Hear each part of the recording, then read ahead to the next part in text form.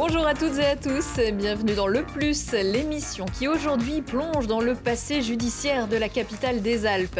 D'ici quelques mois, l'Esplanade à Grenoble verra sortir de terre un lieu de promenade et de détente.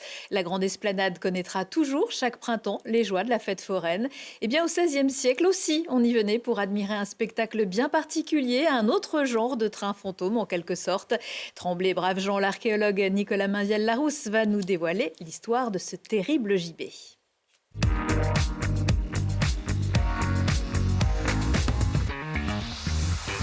Bonjour Nicolas Mainvielle-Larousse. Bonjour.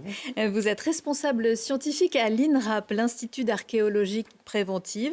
En 2022-2023, vous et votre équipe avez été mandatés pour travailler sur, ou plutôt sous le parking de l'Esplanade, dans le cadre du projet de réaménagement. C'est obligatoire avant de commencer des travaux comme ça ?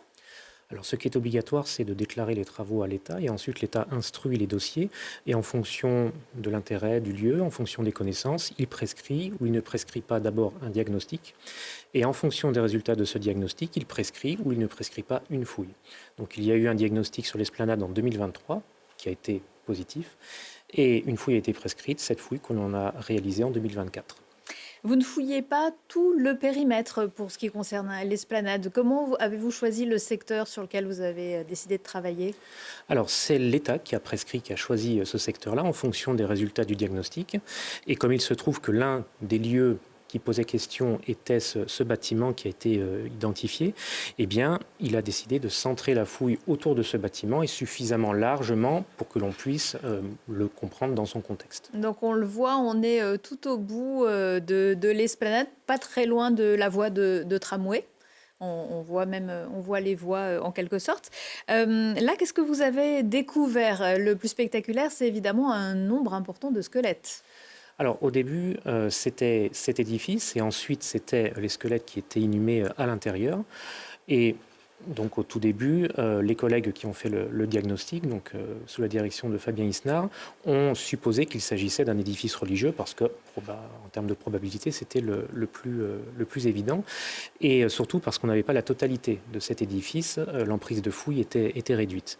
Donc une chapelle, un ermitage, c'était l'une des hypothèses qui avait été soulevée et avec qui correspondait une sorte de cimetière avec effectivement une sorte de cimetière à l'intérieur. On peut voir au musée archéologique aussi sous la Bastille. D'une manière générale, oui, c'est cela. Sauf que les corps, ils sont disposés d'une façon un peu particulière peut-être. Alors, ces corps, en effet, une fois que l'on a commencé à fouiller, au diagnostic, ils en avaient fouillé une sépulture, une inhumation, pardon. Une fois que l'on a commencé à fouiller, on a identifié des corps en nombre. Dans un espace resserré, il y avait environ 2 à 8 corps par fosse, avec des manières de gérer ces corps qui n'étaient pas le plus ordinaire pour l'époque. Et donc, on a commencé à supposer l'existence d'inhumations de catastrophes, dirons-nous, que dans des périodes d'épidémie, par exemple. Un peu dans l'urgence. Un peu dans l'urgence, voilà. Donc, c'était les premières hypothèses.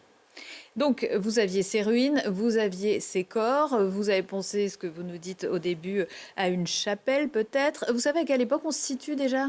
Oui, parce que le diagnostic a permis d'avoir des premières datations radiocarbone et l'un des individus a été daté du XVIe siècle. Donc, on savait que cet édifice avait été en fonction au moins une partie du XVIe siècle. Et ce site se situait donc à l'extérieur de la ville de l'époque ?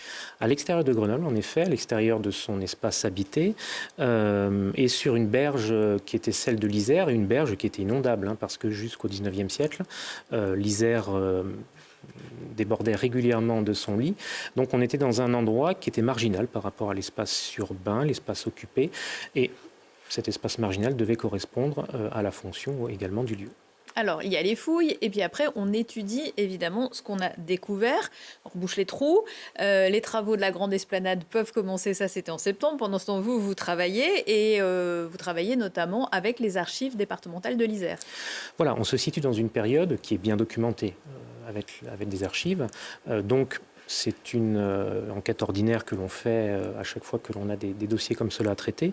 On va rechercher des documents qui peuvent nous aider à comprendre les vestiges que l'on a fouillés.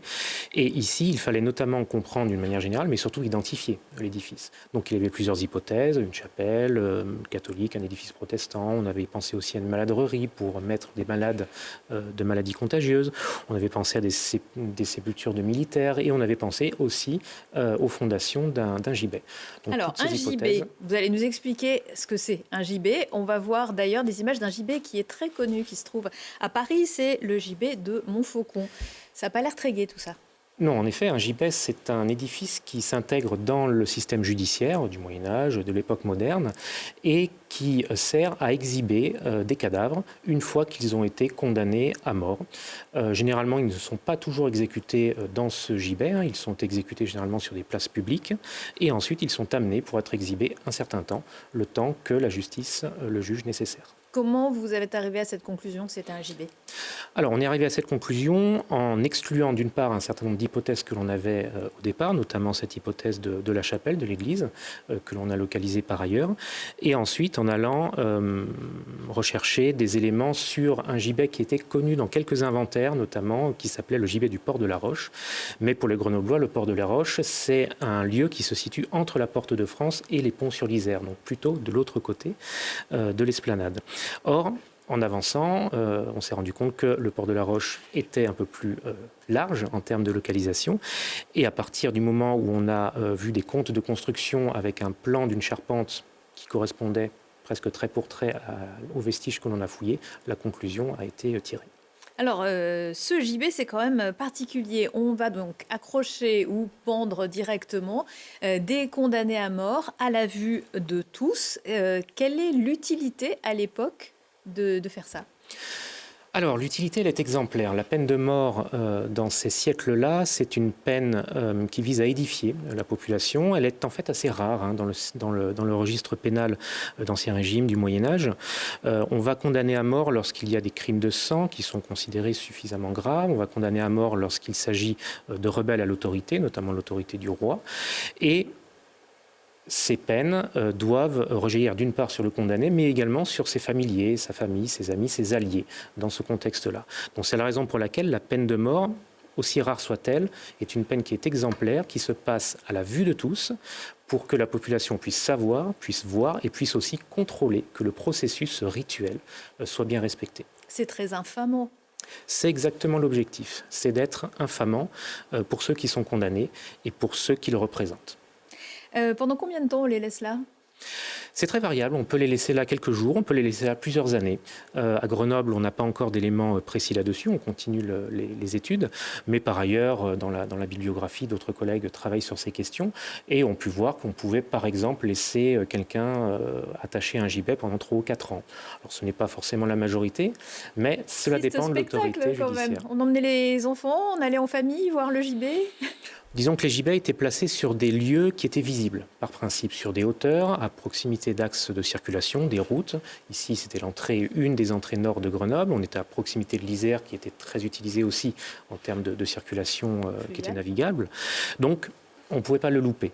Et c'était une manière de montrer quelle a été la faute, quelle a été la peine, et d'édifier ceux qui le voient. Et qu'est-ce qu'on fait après des corps? Justement, on les décroche et on les met dans les fosses que vous avez découvertes. Eh bien, la peine infamante continue. On ne va pas leur donner de sépulture à ces corps. On va les inhumer dans des fosses au pied du gibet. Et dans un moment où la seule manière d'avoir une sépulture, c'est d'avoir une sépulture chrétienne, en terre chrétienne, eh bien, c'est une autre manière de prolonger la peine dans la mort. On sait quels sont les corps qui ont été trouvés? Est-ce qu'il y a des noms qui sont ressortis dans les archives? Oui, on a quelques noms. On a quelques noms grâce à des sondages qui ont été faits dans les archives par un collègue dans les années 50, Jean Courtieux. Il s'agit de quelques protestants. Lui avait travaillé sur des protestants dans les années 1570. En effet, c'était une guerre civile, guerre de religion, et les protestants étaient à ce moment-là des rebelles à l'autorité royale. Donc on connaît quelques noms, donc notamment Benoît Croyet, qui a été accusé d'avoir participé à l'attaque de Grenoble dans les années 1570. Et on connaît également Charles Dupuy-Montbrun, qui était l'un des chefs des protestants de ce moment, qui a été exécuté et exhibé à ce gibet. Finalement, ce gibet, Il va prendre fin à quelle période? Alors, ça fait partie des choses que l'on ignore encore. On a une date de début, parce qu'on a le compte de construction, 1544. En revanche, on n'a pas encore de date de fin. Et on suppose qu'il a été abandonné autour du début du XVIIe siècle, mais ce n'est pas certain, parce qu'à ce moment-là, Lesdiguières et le duc de Lesdiguières, le duc de Lesdiguières devient maître de Grenoble, un ancien protestant. Le roi Henri de Navarre, Henri IV, est un ancien protestant. Donc le moment est à la pacification. Donc peut-être que la conjoncture dans laquelle ce gibet a été construit n'est plus valable, mais il va falloir que l'on creuse la question. En tout cas, tous les documents que l'on a consultés au XVIIe siècle, pour l'instant, ne mentionnent pas ce gibet, donc il a été à un moment donné abandonné. C'est une découverte assez rare en France, de découvrir un gibet comme ça? Alors, des gibets, ce sont des édifices qui sont présents quasiment partout, parce que les justices étaient fragmentées, le pouvoir royal en avait, les différents seigneurs qui étaient détenteurs d'autres justices en avaient, donc dans toutes les villes, dans tous les espaces, il peut y avoir des gibets.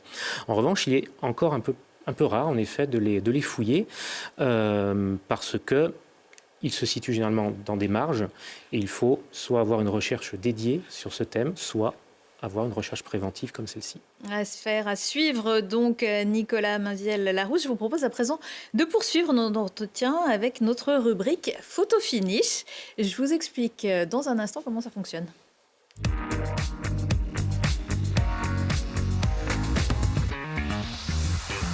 Voilà, on va vous montrer une photo et vous allez me dire à quoi ça vous fait penser.